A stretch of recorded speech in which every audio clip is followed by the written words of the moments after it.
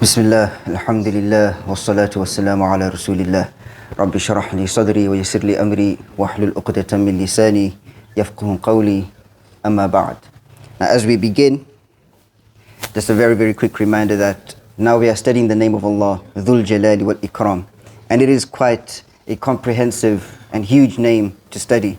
So in advance we're going to let you know that this will be amongst the longest side of our lectures, just like how it was for the names of Allah, Ar-Rahman, Ar-Rahim, and Al-Hayy, and Al-Qayyum. And as we begin, we find ourselves today, especially for those of us who are seeing the situations, that we are in a softened state, that our hearts are now softened, they are more tender, as we see all of the oppression that's going on with the Ummah. And so we should be using this as a catalyst to be able to seek knowledge and absorb that knowledge, so that we may be able to rectify our lives. And so we must be using this as a catalyst to come together and to establish the deen correctly in our lives individually and correctly, and also collectively, and also in establishing the sunnah in our lives, removing all forms of bid'ah and other forms of batil that we may find around us. And given the current situation, there couldn't be a better time to be studying this name, Allahu Akbar. Again, may Allah grant us all the benefit of this reminder. May Allah grant us all a good understanding.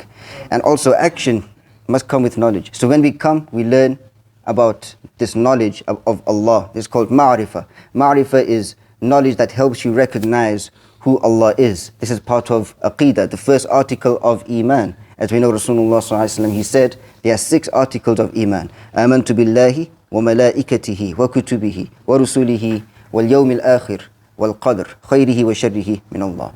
So these are the 6 articles of Iman. If we can understand, have knowledge of these articles, the correct knowledge, which is only from the Quran and the Sunnah, and it stays in our heart, that's called Aqidah. What is Aqidah? To go over very quickly, it is knowledge of Iman that we keep in our hearts. You know, uqud is something that you tie as a knot. For example, وَمِن شَرِّ النَّفَّاثَاتِ فِي الْعُقَدِ. Right? We are seeking refuge in Allah. In Surah Falaq, we are seeking refuge in Allah from the witches who blow on the knots. And so knowledge is like a knot that is in the heart. So you know, for example, Allah is one. This is something that's like a knot in the heart. It cannot be unknotted. You know that this is Tawheed, Allah is one, He is alone.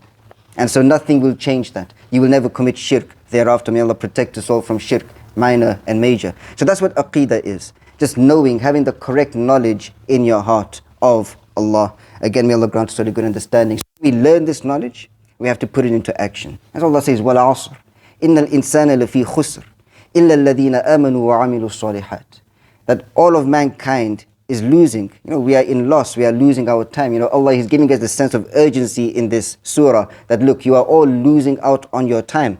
Every single second is going by. Every single day is going by. You're getting closer and closer to your qiyamah. Our qiyamah begins the moment we die. And so only those who believe, they have the correct knowledge of Iman, of Aqidah, and they put it into action. وَعَمِلُوا الصَّالِحَاتِ. They put it into action. Those are the ones who will be saved, right? إِلَّا الَّذِينَ آمَنُوا. Except those. So the only ones who will not lose in the end are those who can take this knowledge of Iman and perfect their Iman and put it into action. May Allah grant us all the ability to do so.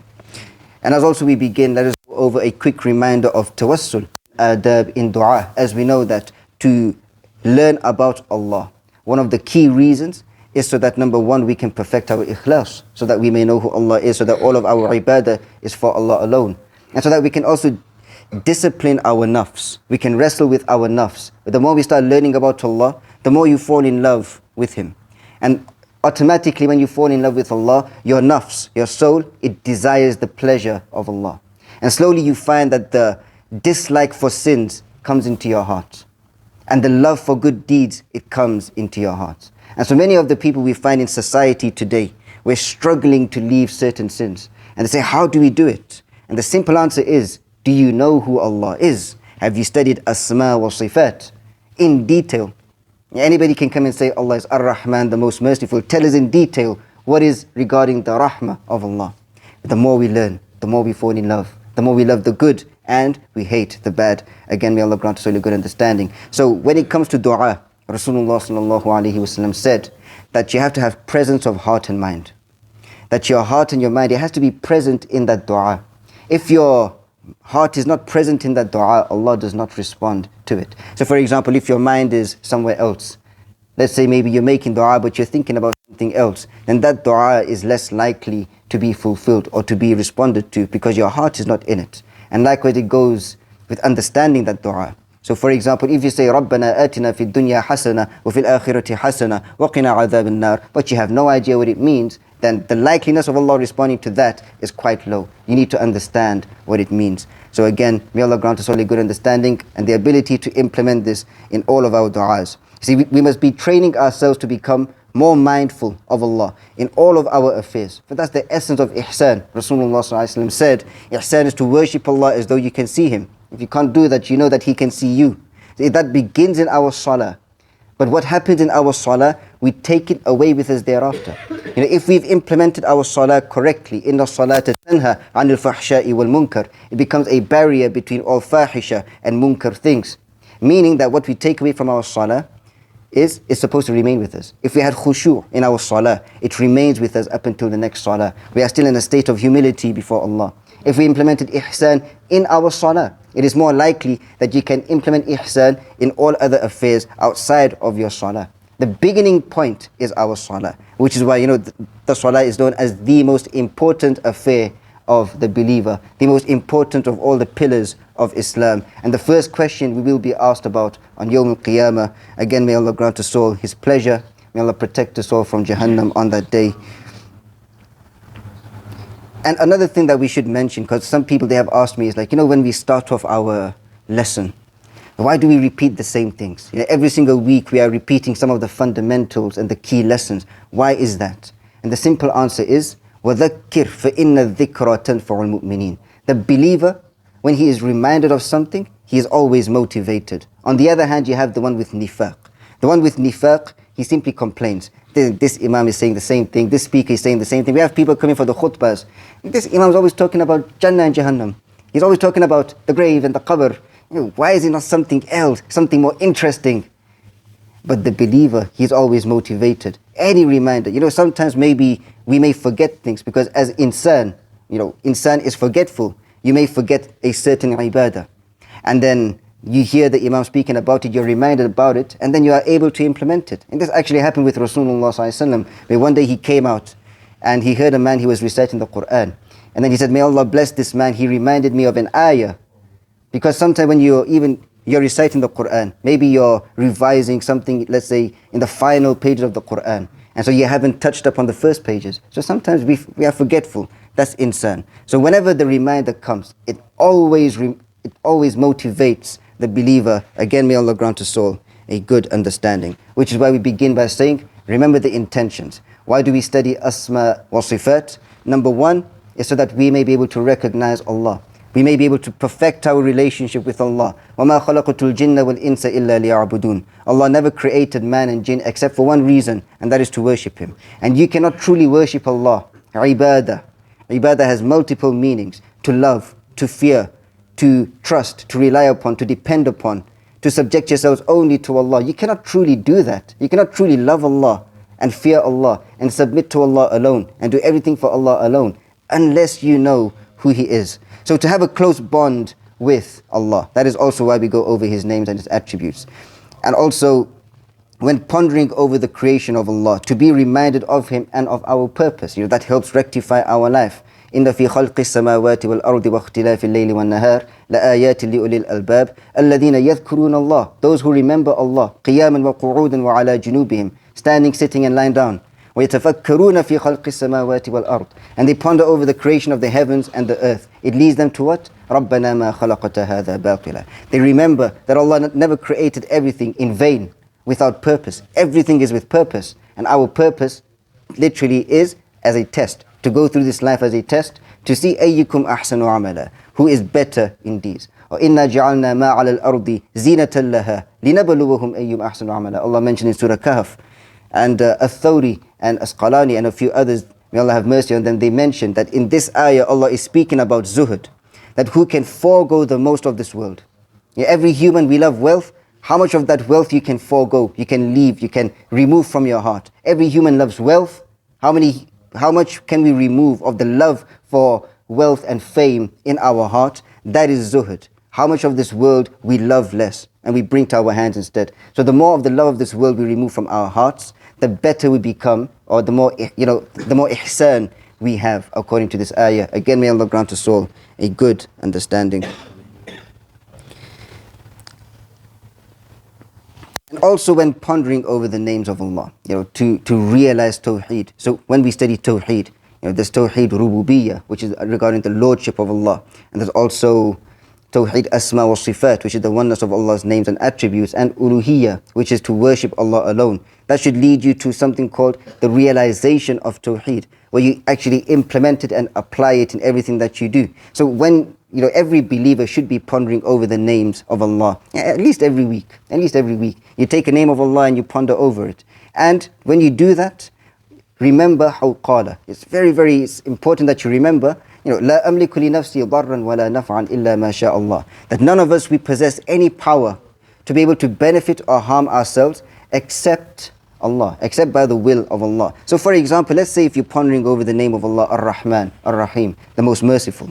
And then you remember, لا حول ولا قوة إلا بالله, that there is no power or might except with Allah. It helps you realize that nobody can have mercy on you. Nobody can show you any form of compassion or love or care or mercy except with Allah.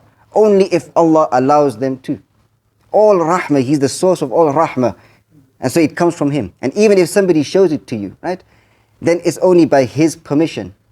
And if somebody has to show you some rahmah, it is not even a fraction of the amount of rahmah Allah has for you and for me. So again, realizing Tawheed, La hawla wa la quwwata illa billah, whilst pondering over the names of Allah, this helps your heart open up to Allah.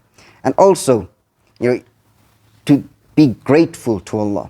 Imagine how many Muslims do we have across the globe? 2 billion. How many of them can actually tell us the meaning of the names of Allah and how to have a close relationship of Allah? All of them. Allahu Akbar. If you actually think about it, stop for a moment and think about it. We've studied quite a few names of Allah. And from those names, imagine Allah, He brought you into existence, like we mentioned, وَمَا خَلَقَتُ الْجِنَّ وَالْإِنسَ إِلَّا لِيَعْبُدُونَ. And to worship Allah correctly, it means you got to know Him. And when you get to know Allah, it's ajab, it astonishes you, it sweeps you off your feet. You get amazed at who Allah is. So technically speaking, Allah brought you into existence simply so that you may know Him. What sort of honor is that? Allahu Akbar. The more you think about that, the more amazed you become. It's mind-boggling at times to think, Ya Rabb, you brought me into existence without any might or power on my behalf, just so that I may get to know who you are, just so that I may know that you are Ar-Rahman. Allahu Akbar, Allahu Akbar. May Allah grant us all the ability to be grateful to Him. And so what we're going to do is, because this name has got multiple names linked to it. So Jalil or Jalal has got multiple names linked to it, and also Kareem has multiple names linked to it. We're going to break it down as such. So first we're going to go over the concept of Jalaalah and Jalil and Majesty. And then after that we'll go over the concept of Kareem and the generosity of Allah. So most likely it's going to take around 8 weeks. For the first 4 weeks we're going to go over the linguistic analysis and the theological analysis, what the ulama have said regarding the name, and also some ayat from the Quran. After that we'll have our breakfast, inshallah. So note down the date, on the 18th of November. It's just a rough estimate. We'll have our next breakfast. After that, the next 4 weeks, we are going to go into what the Sunnah says regarding the names and how to apply the name in our life and how to make dua, tawassul with the name Dhul Jalali wal Ikram. So with that being said, let us continue. It is said that Allah, the name Allah, is the chosen name of Allah, and it is the one name that encompasses all other names. And it is also said that there are few names of Allah, as we've been over the concept of Ismul A'zam, the greatest name of Allah. In terms of greatness, we do not say that one name is better than another name. It's part of our aqeedah, fundamentals of Tawheed, Asma wa Sifat, is that all of the names of Allah is perfect. And even the ulama, they said, what is the greatest name of Allah? Is when you call upon Allah using any name of His that is in your condition. So let's say if you are in poverty and you need some rizq, so you call upon Allah with His name, Ya Razzaq, then that becomes the greatest name for you in your dua, because the most powerful dua is that which comes from the bottom of the heart with ikhlas. However, from the hadith, as we find from the list that could be the greatest name of Allah, is because they have a wider meaning than other names. So if you take, for example, the name As-Samir, the one who's hearing, the all-hearing, that does not explain to you regarding his sight perhaps, or regarding other things, or regarding his rahmah in detail, such as Ar-Rahman and Ar-Rahim.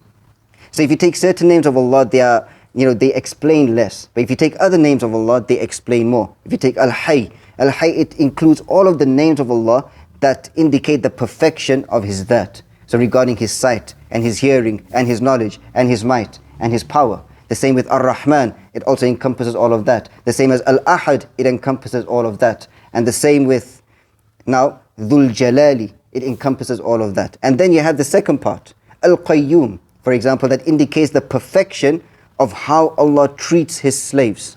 So every single name of Allah that indicates the perfection of Allah's actions towards His slaves, it is encompassed in Al-Qayyum, or also Ikram or Kareem, of how Allah He honors His slaves, or Ar-Rahim, how Allah bestows mercy upon His slaves, or As-Samad, how Allah is eternal and the one upon whom everything relies and depends upon. Which is why then we have the greatest names of Allah. So this also further implies, let's say, if you are in need of rizq, we gave that example. You are in poverty, you need Allah to expand and to bestow upon you some rizq. So you can say, Ya Razzaq, Urzuqni, provide for me. But you can also say, Ya Rahim, from your rahmah, because part of the rahmah of Allah is that He gives you rizq. Or you can even say, Ya Qayyum, provide for me. Because those names, it encompasses the other names regarding the actions of Allah. Again, may Allah grant us all a good understanding. So the ulama, they explained that the two greatest candidates regarding what could be Ismul Azim or Ismul Azam, the greatest name of Allah, is either Al-Hayyul Qayyum or Dhul Jalali wal Ikram or Ar-Rahman and Ar-Rahim. And again, why do we focus on the greatest names of Allah? It is because Rasulullah ﷺ said, when he heard a person making dua, and he heard a person, he called upon Allah using these names, and he said, he called upon Allah using his greatest name, الَّذِي إِذَا سُئِلَ بِهِ أَعْطَى وَإِذَا دُعِيَ بِهِ أَجَابَ. That when you call upon Allah with His greatest name, He responds, and He gives, no exception. So you want the response from Allah, use His greatest name in dua. However, when it comes to tawassul, also reminding yourselves, why do you do tawassul? The first reason is to be close to Allah. Not just because you want from Allah, but because you want Allah Himself. But we'll get into further details shortly. And also finally, before we continue, there are 4 categories when it comes to the names of Allah, Asma'ul Husna. The first is you have the names that describe, as we mentioned, the perfection of His essence, the that. And you also have the names that indicate the perfection of His actions. And then you can also break it down into 2 other categories. You have some names that describe the majesty, the might and the power of Allah. This helps a person increase in khashiyah, in awe and in fear of Allah. And then you have certain names that indicate the rahmah, the love, the mercy, the gentleness and the kindness of Allah. And this helps the slave increase in love and yearning for Allah. And as we know, all believers, we have to have a good balance between fear and between hope. If we have too much hope and less fear, then we will, nothing will stop us from committing the sins.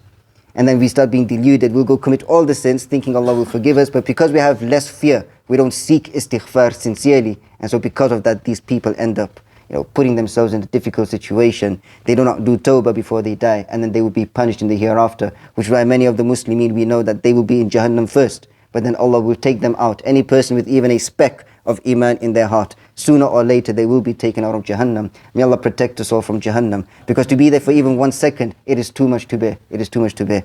Allahu Akbar. And so again, if you have too much fear of Allah and not enough love for Allah, then we see many of the people, they say, oh, Allah is so harsh. Allah is too strict. The moment I do something, that's it, Allah is going to punish me. Maybe you'll see some earthquake coming. That's because, they have too much fear and they don't have enough hope and love for Allah because they don't know of His rahmah and His generosity towards them. So having knowledge of both, again, is very, very important. That's enough of the usul. Let us come back to the name. So Dhul Jalali wal Ikram.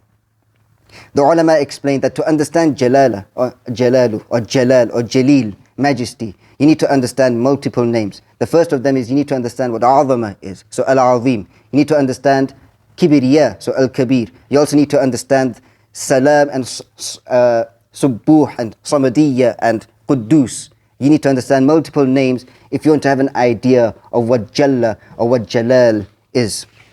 And so we'll go over it very, very quickly. Again, these names we're going to study in more detail when we get to them. But for now, it's a very, very quick touch-up. So Al-Azim, it means to be, the greatest, or to be large, or to be big, or to be vast, or to be enormous, or to be great in rank, to be great in importance. When we say Al-Azim, Subhana Rabbi Al-Azim in our ruku', we are declaring that Allah is the most important of all in my life. That no matter what happens, Allah always comes first because He is the greatest. He is the greatest. To be great in dignity, to be imposing, to be intimidating. That when you realize who Al-Azim is, you feel intimidated because, yes, you should feel so. He's Al-Azim, He's huge, and He's powerful, and He's mighty. And تَكَادُ السَّمَاوَاتُ يَتَفَطَّرْنَ مِنْ فَوْقِهِنَّ. The skies above you, as you look above when you go outside now, they want to tear apart out of fear of the majesty and the might of Allah. They just want to tear apart. The angels are crying as they are standing and worshipping Allah. It's mentioned in the narrations. Allahu Akbar. Yet they feel this fear of Allah because of how Azim He is and how Kabir He is. And the only thing that's keeping the skies together is Allah. As He mentioned in Surah Fatir, He holds the skies. Allahu Akbar. May Allah grant us all a good understanding. So to be powerful, to be superior, to be immense, and to be stupendous, to be honored and revered, to be respected, to be splendid, to be magnificent, to be above all imperfection, to be lofty and sublime. That is Al-Azim. And to possess raw power and raw strength. And the idea for this comes, if you look at our bones, Ridama, it comes from the same root. And if you look at your bones, subhanAllah, it keeps your entire body up. It's a raw material where all of your strength, it comes from. If you look, when you're doing your ruku', you have 2 feet. Tiny 2 feet is keeping your entire balance of your entire body. That's raw strength. So Al-Azim is the one who possesses raw strength. Again, may Allah grant us all a good understanding. And again, to bring it closer, here's just an example. And again, وَلِلَّهِ الْمَثَلُ الْأَعْلَى. To Allah belongs the highest example. Many of the people out there, they fear people like Putin and Trump. Why? Because we imagine unpredictable people who have nukes on their side, who can just press a red button and suddenly, boom, the entire world explodes. Because of that, we're like, oh, we are afraid of Him. What about Allah, who from one word, kun, He says, إِن يَشَأْ يُذْهِبَكُمْ. One word and you're all gone. One word and you're all gone. But we transgress again and again over Him. Allahu Akbar. Something to ponder over. Allah is far above. He can with one word, in a blink of an eye, destroy everything. And we know it will happen. كُلُّ مَنْ عَلَيْهَا فَانٍ. But He loves to show mercy. Also, Al-Kabir. Al-Kabir is to be great in rank and dignity, to be grand, to be splendid, to be great in nobility, to be great in size, to be vast, to be formidable, and to be great in superiority. So to have kibr, so to say. Obviously, when we talk about kibr, we usually see it as a negative thing, because when it comes to humans, if humans have kibr, arrogance, where we think we're better or more superior than another person in our essence, then that is something that's dangerous, as we know. But for Allah, He is, in essence, truly greater, because He is our Rabb and we are the slaves. So for Him, it is rightfully His to have kibr, as He is Al-Kabir. And as Rasulullah sallallahu alaihi wasallam, He mentioned in some narrations that, might and kibr, it is the cloak of Allah. If anybody challenges Allah, then Allah will put them in Jahannam. And so the greatest also, Al-Azim and Al-Kabir is usually translated as the greatest because they're quite similar in meaning. We also have As-Samad, the eternal, the one who is flawless, solid, whole and complete. We also have As-Salam and Al-Quddus. This means the one who is free from any negative. Any negative that you could think about, Allah is above that. There is no negative, there is no blemish, there is no fault with Allah. None of the actions that Allah does. He's Al-Quddus, He is holy, He is pure. All of the actions of Allah are perfect. We can never ever say that there is some fault in the actions of Allah. Even now, whether it be the situation that's happening in Palestine and with the Ummah, nobody can come and say that this is unbefitting or, what is Allah doing or anything as such. Because He's Al-Quddus and He's As-Salam. He is the perfection. And every action He does, it is perfect. With wisdom, with hikmah. We cannot see the good that comes out of certain difficult situations. But Allah, He knows everything. Which is why even when we see something negative happening, we always say that there is khayr in it, there is good in it. Literally, even if the bombs are dropping, there's khayr in it. That's why Allah is allowing it to happen, because He's Al-Quddus, As-Salam. Because He has no fault, no blemish in His actions or in His essence. And so the perfection, This is all part of Dhul Jalal, majesty. Jalal is usually translated as majesty. So to understand majesty, you're understanding the greatness, the azama of Allah, the power of Allah, the might of Allah, and the perfection of Allah. That He is above all blemish, He is above all fault. Anything that is unbefitting of Allah, He is far above that. And so that's Dhul Jalali, Dhul, the possessor or the Lord of Jalal, greatness, majesty, might, and power. That's what it means. So Allahu Akbar. Think about, and this name, by the way, Dhul Jalal wal Ikram. Like we mentioned, there's two categories. That one, the names of Allah that should inspire fear in your heart. That's Jalal. And certain names that should inspire hope and love in your heart. That's Ikram, or Kareem rather. Ikram is not a name, it is more of an adjective, something that describes. So we cannot say Al-Ikram is a name of Allah. We can't do that. Rather, Al-Kareem and Al-Akram is a name of Allah. But when we think about Dhul Jalal, it's all about fear. It is all about knowing the majesty of Allah. Think about Jahannam. Think about the punishments that Allah has promised the people of Jahannam. Think about Al-Muhl, for example. وَإِيَسْتَغِيثُوا. This is something that should terrify us. Yes, this is we're speaking about Ar-Rahman, Al-Kareem, the most merciful. He encompasses all things in His mercy. But when He speaks about the punishment of Allah, the punishment of Jahannam, what does He say? وَإِيَسْتَغِيثُوا. They're going to call out for relief, the people of Jahannam. In this life, you call out for relief. Ya Hayyu Ya Qayyum bi rahmatika astaghith. By your mercy I seek relief, and then Allah, He relieves you. Allah, He will relieve the people of Jahannam. He says, Yughathu. How? Bima in kal-muhl. By giving them al-muhl. Al-muhl is known as a boiling oil, or like melted lava or copper, something that is melted. So you bring it close to your face, it burns the skin off before they drink it. That's their relief in Jahannam. And that's Dhul Jalali. That's the one of majesty, the one of might, the one of power, who never allows any wrongdoing to go unanswered.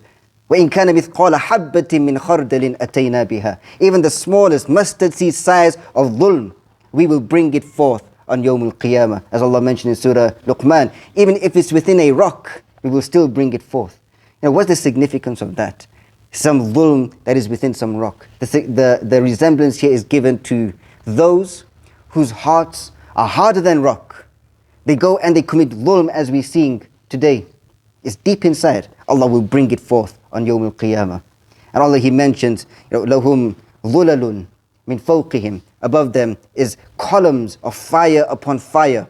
And وَمِنْ تَحْتِهِمْ ظُلَلٌ. And beneath them is fire. They are completely encompassed in fire. Fire that burns their skins off. And then the moment it burns their skins off, Allah, He mentions that He causes the skins to regrow. So not a moment of rest from the punishment and the pain of Jahannam. That's Dhul Jalal, the Lord of majesty and might. Allahu Akbar, Allahu Akbar. Because you need to know about the punishments of Allah before you know about the rahmah of Allah. Because if you just know about the rahmah of Allah, you will not appreciate it.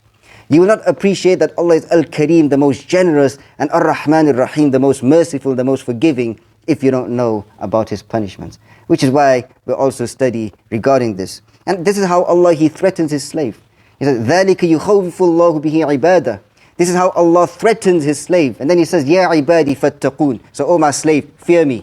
Because Allah is rightfully the one who should be feared. Dhul Jalali, the one who rightfully should be feared. He is worthy of being feared. Allah is worthy of being feared. That is Dhul Jalali. Again, may Allah grant us all a good understanding. When thinking of the names of might and majesty of Allah, it should be keeping us up at night. It should be terrifying us. The moment we're standing in salah, it should be making us shiver and tremble, and we just want to fall flat on our faces. How could we even imagine standing straight in front of Dhul Jalali wal Ikram, in front of Rabbul Izzati wal Jalal? Allahu Akbar. It's something that's mind-boggling again, and we will come to the end of it. So usually when we come to Jalal, we usually add something before it. We add Jalla Jalalu. And why do we do that? And Jalla means something that is heavy and bulky. So we mentioned the azama of Allah, the might and the power and the greatness of Allah. It is bulky, it is heavy, it is huge, it is enormous. So Jalla Jalalu, because Jalalu wasn't enough. So adding Jalla before it, you're actually saying that Allah's greatness is far beyond what my mind could actually think about what is the greatest. If you take the majesty of Allah, and I could think about the most majestic, Allah is far above that, far above what your mind could could actually comprehend. Then when we say Allah is As-Samad, the perfect, or As-Salam, or Al-Quddus, the pure and the perfection, He is far above the perfection we could actually think about in our minds. That's why we say Jalla Jalaalah usually is translated as, may His glory be glorified, or how perfect is His perfection. And so Allah is more esteemed, more respected, more majestic than what our minds could ever comprehend. That's Dhul Jalal. Just the first part of Dhul Jalal. So imagine when you're in sujood and you're saying, Ya Dhul Jalali wal Ikram, or you're raising your hands and you're saying, Ya Dhul Jalali wal Ikram. That very first part, like we mentioned, we're going to speak about tawassul. That the first reason you use tawassul and the names of Allah is to be close to Allah. Because when you realize the majesty and the might of Allah, the first thing is you want to be close. You want to be close. You want to feel close to Allah in your heart. That's why you use the names of Allah. And then the second reason is then you want to attain from Allah. Again, may Allah grant us soul a good understanding. So again, when we think about Jalla, Jalal, we are going above and beyond to the point, like you mentioned, the mind is ajab now. It's astonished. It cannot fathom it. It is far above the comprehension. As Abu Bakr radiallahu anhu, he said, whatever you think about Allah, know that He is far above that. He is far above that. No matter how much you think about the might and the power of Allah, He is far above that. Way above. No matter how much you think about the mercy of Allah, He is far above that. That's the simple thing, the simple equation to always remember. And we'll finish on this note. So the final thing is now, when you make dua, you say, Ya Dhul Jalali. You're asking Allah through His greatness. You're asking Allah through His kibriya, His grandeur, His splendor. You're asking Allah through His might and His power. You're asking Allah through His perfection. So it comes down to two things. What do you think the response should be, if I have to ask you that question? If you ask Allah through His name Al-Jalil, or saying, Ya Dhul Jalali, what do you think the response should be? And to put it simply, is that if you think Allah would not respond to that dua, you are saying either one of two things. You are saying that either your dua is more perfect than His perfection. You are saying that your dua is more grand and more mighty and more greater than His greatness. If you think Allah would not respond to that dua you made when you say, Ya Dhul Jalali, then you are actually saying in your heart that, oh, I don't think Allah is powerful enough to respond to such a dua or a supplication. So it's a simple equation. When we make dua with full yaqeen, your Lord is the greatest. He said He will respond to you. Ud'uni astajib lakum. It's a promise. So you have that 100% full yaqeen. The moment you use the name of Allah, Ya Dhul Jalali wal Ikram, you have 100% complete yaqeen that my dua is nothing compared to the greatness of Allah. He will definitely respond to it. But then something else comes into our mind when we say that, right? It's like, okay, Allah is the greatest, He's, Al-Azim, He's Al-Jalil. That's there, Allah may respond. But then why would Allah respond to my dua when my dua is so insignificant? And that's when we get to, as we're going to get to next week, the concept of Kareem, the one who values, the one who treasures. وَلَقَدْ كَرَّمْنَا بَنِي آدَمَ. That actually, no matter how small or big that dua may be, yes, He's Dhul Jalali, and He's also Ikram, meaning no dua you make is insignificant for Allah. Ask Allah for the smallest of things, He treasures it, He appreciates it. He's Ash-Shakur, the one who loves to appreciate what His slaves does. Al-Kareem, the one who values the good that His slaves do. That's why again, Dhul Jalali wal Ikram, you're thinking of majesty and love at the same time. You can't do it. The mind is left speechless. You're swept off your feet, because that's who Allah is. And so that's why the only thing you can say is Tabaraka asma rabbika Dhul Jalali wal Ikram. Blessed is the name of your Lord, Dhul Jalali wal Ikram. We'll keep that over there for today. Again, we're not going to be going over the linguistic analysis again for this part of the name. Next week we're going to go over Kareem. And again, with Kareem, multiple names again makes up the concept of Karama. So we'll be going over that. And again, because it's so huge, we're not going to be coming back to it. So if you do need to refer to it again, there's going to be no recaps like how we usually do. We're just going to continue studying it. So if you do need to go over it, you're going to have to go online, inshallah, and watch the videos again. I'll try and upload it soon. We'll keep it over there. May Allah grant us all a good understanding. May Allah grant us all the ability to thank Him first and foremost, to be able to, learn about Him, learn about His names and His attributes. May Allah grant us all the ability to apply it in our lives and to be able to live by Dhul Jalali wal Ikram. May Allah grant us all. Allahumma ja'al khayra a'malina akhirah. We ask Allah to make the best time of our life our final time. Wa khayra a'malina khawatimah. And our final deed, our best deed, our final deed. Wa ja'al khayra ayyamana yawman al-qaq. And to make the best of our days, the day we meet Dhul Jalali Ikram himself. And subhanAllah, just think about it. When Allah, He calls you forth on Yawm al-Qiyamah, and the veil is come around. And at that moment you're standing, you know you're standing in front of Dhul Jalali wal Ikram, the Lord of Majesty and Might. How could we even be standing at that point? We just want to melt into the floor. Just imagine, Allahu Akbar. Allah is something we cannot even imagine. May Allah grant us all His pleasure. May Allah grant us all Jannatul Firdaus, to spend eternity with Dhul Jalali wal Ikram, because that is the goal. That is the only true thing that's worthy of being sought after.